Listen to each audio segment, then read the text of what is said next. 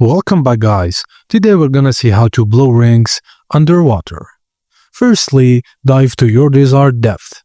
Get comfortable underwater at a depth where you feel at ease. Now you need to position yourself. Lay on your back horizontally in the water. Tilt your head slightly back, looking up. Now, to prepare for the air, keep your lips closed and fill your cheeks and mouth with air. Think of it as holding a small pocket of air in your mouth. Now, release the bubble.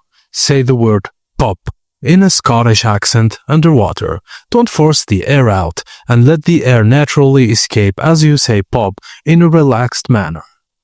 Now, don't worry if your first few attempts result in small bubbles or broken rings. Just keep practicing to find the right balance of air release.